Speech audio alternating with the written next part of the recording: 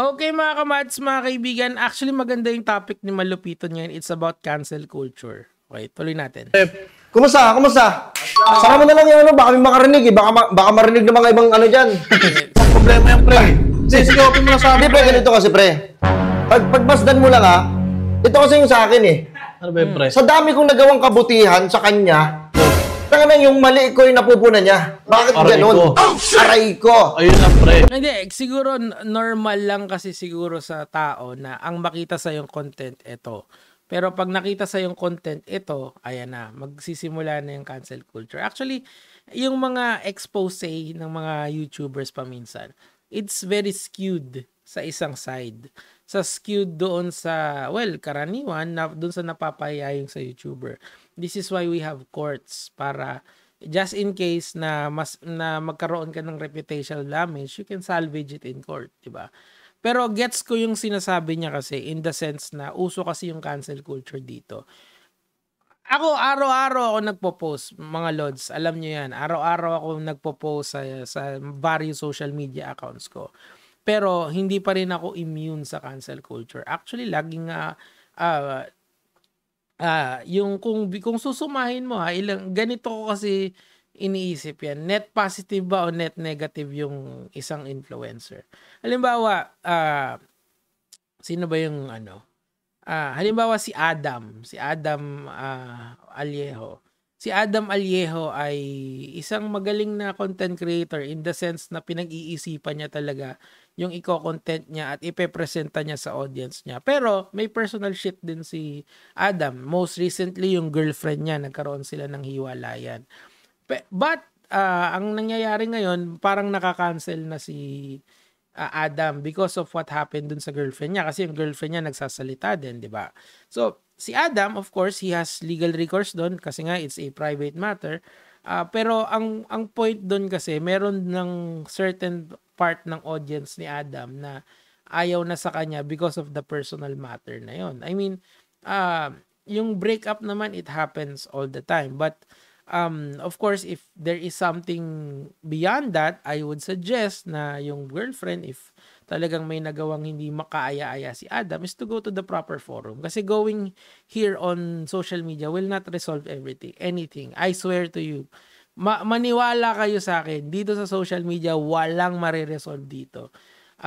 Pagka naglagay ka ng isang bagay dito, unless siguro si Rafi Tulfo ka na may platform para pag-ayusin yung dalawang sides, sige. Pero if you are just venting out dito, ang mangyayari dyan, people will just talk, it will just make content, and there is a potential na makancel ka. That is just how it goes here. Tuloy natin. Diba? Ba't gano'n kayo karamihan sa mga tao? Ako nga, pre. Diba? Kasi masanay kayo sa matino yung ginagawa, mabuting ginagawa. Pero pag sumablay na yung isang tao, wala na, uhusgahan nyo na. Mga demonyo kayo. Uy, hindi, pre. Siguro yung ibang tao. Ang ganda ng delivery niya dito kasi it's not serious pero it's talking about a serious matter. Especially sa mga influencer like him. Kasi ang nangyari kasi dito, if I'm not mistaken, nakita ko kasi ito sa post ni Sinyo na-delete yung 5 million followers niya. Ngayon, kasi yung reporting naman sa Facebook, kung walang kaso yung post mo, hindi ka naman ida-down ng Facebook. Pero kung may masipag na halimbawa kada post mo may magre-report, report.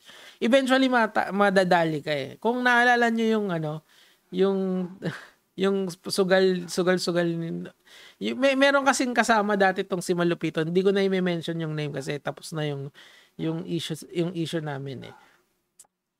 Meron si Malupiton, meron siyang friend noon na okay lang, sikat pa rin naman hanggang ngayon. Sinabi ko doon sa na yun, hahanapin ko lahat ng pwede maging mali sa page mo, tapos i-report ko ng i-report. Kasi that's how you take down a page. Not exactly ma-mass report mo. Minsan walang nangyayari sa mass report eh. Pero what you can do is, if hindi careful yung influencer, hanap ka lang ng post niya. Tapos i-report mo ng i-report. Okay, may post na bago, report mo. May post na bago, report mo. Ganun lang. Ang problema, kung sa laki nung ni Malupitan ngayon, in the sense na malaki na yung following niya, magkakaroon din siya ng considerable number of haters. Di ko sinasabing marami yung hater niya. I'm just saying considerable sa size niya. Relative to his size, considerable na yun. Halimbawa, 100. Ang dami nun, di ba? Na araw kang kukupalin, di ba? Magagawa pa ng alternate account para mangupal sa'yo, di ba? Tuloy natin. So, I'm just saying na ganun talaga sa social media. Pre, hindi naman lahat. Like, kasi pre, ganito yan, pre. Sabi mo nga, di ba, sa dami mong ginawang kabutihan, siguro nasanay yung tao na yun kasi puro mabuting ginagawa mo eh. Sumablay ka na isa, pumalya ka. Umalya ako, Brad. Tingin na sa inyo, banban. Automatic yan. Banban na talaga ang tingin nila sa akin. Ganun na yung ano nila, expectation nila sa akin. Okay. Kasi paano mo yung taas ng expectation nila, tapos pag hindi mo na-meet yun, wala ka na. Oh, shit! Sablay ka na sa kanila. Pre. Pre. Ang ganda ng pagkakasabi ng pre. Ano yung masakit na? Ano yung masakit, di ba? Hindi, ikaw sa kalagayan ko. O pre, naintindihan Di ba? Kahit ano pang gawin mong kabutihan, once na pumalpak ka, once na magkamali ka, huhusgahan ka na nila. Buti pa nga pre, mga gumagawa ng... Alam mo, ang kagandahan kay Malupiton, hindi toxic yung venting niya na at least nakapagpatawa pa rin siya. Kasi pinost to sa Facebook, sa YouTube niya. Puntahan nyo na lang. Pero, I get what he means. Sobra. Ganyan talaga dito eh. May collection of mali kang ginawa for iibahin na ng tao yung perception niya sa'yo. I remember talking to yung director kasi ng Victor Magtanggol, naging friend ko yon. I mean, as in nakakasama ko siya physically, hindi lang sa Facebook. Minsan nag-usap kami about sa community building sa social media. Sabi niya sa akin ganun, yung community building sa social media is like creating a castle made of sand, di ba? Bakit? Kasi you can create the greatest castle in the world, pero kapag dumating na yung unos, your castle will get destroyed. The similar idea goes for social media influencers na may malalaking following or maganda yung na-build nilang reputation over the years. One big mistake o makakancel ka na. A great example dito ay yung nangyayari ngayon kay Kong TV. Now, hindi muna ako opinion doon in the idea na kasi merong political inclinging kasi pag nag-comment ako doon. I do not want to swing your opinion from yes to no. Ayoko yun. Gusto ko, pagkatapos ng election, doon na lang ako magsasalita. Unfair din kasi yon doon sa mga parties involved. Kasi, like tsaka na lang. Abangan nyo kasi araw-araw naman ako nagpo-post. Di naman ako aalis eh. Tuloy natin. Maraming mali di ba pre? Makagawa sila isang kabutihan pre, maganda na yung tingin sa kanila pre. Mismo! Pero pag ikaw, nasanay na yung mga tao sa'yo na puro kabutihan ginagawa mo, once na sumablay ka, nagkamali ka, wala. Wala, palyado ka na pre. Wala ka na sa kanila. Oo. Di ba? Kung husgahan ka nila, ganun-ganun na lang. Pero nga, hindi nila alam, nakikisali lang sila eh. Nakikiride na lang.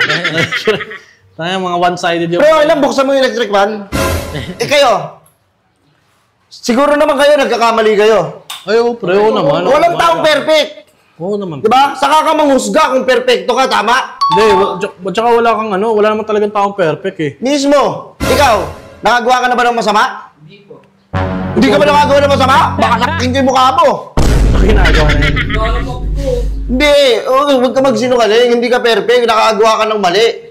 Kahit sino ka pa, kahit ano ka pa, nakagawa ka ng kasalanan, hindi mo iiwasan yan eh. Lahat naman tayo gumagawa ng kasalanan or ng mali. Ang problema lang, pag influencer ka, naha-highlight kasi yon. So, ang nangyayari, yung maliit na mali, lumalaki. It rolls, di ba? Parang nagkakaroon ng snowball effect na tinatawag. And alam ko, pag-uusapan niya rin yung bandwagoning dito eh. Pakinggan lang natin. Hindi mo maiwasan na magkamali. Totoo yan, pre. Sabi nga na iba, pre, sa pagkakamali ka natututo, di ba, pre? Yes, this is what we call, di ba kanyari, pag nagkamali ka, alam, yung kasunod yan, lesson. Pero pre, lesson learned. Yun. Pre, kaya lang pre, may sasabihin ako, may mali rin doon pre.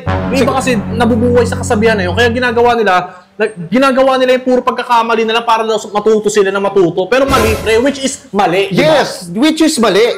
Na gagawin mong Kasi of course, kailangan, kung nagkamali ka naman, it's okay to change, okay? for the better. Ang hindi ko lang kasi gusto dito sa social media talaga, you have to tell people that you're changing. Kailangan sabihin mo na, eto na ako ngayon. Ayoko yun eh.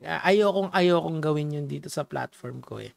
This is why sometimes it's very hard sa mga tao na makita na nag-iiba na yung ginagawa ko kasi hindi ko sinasabi.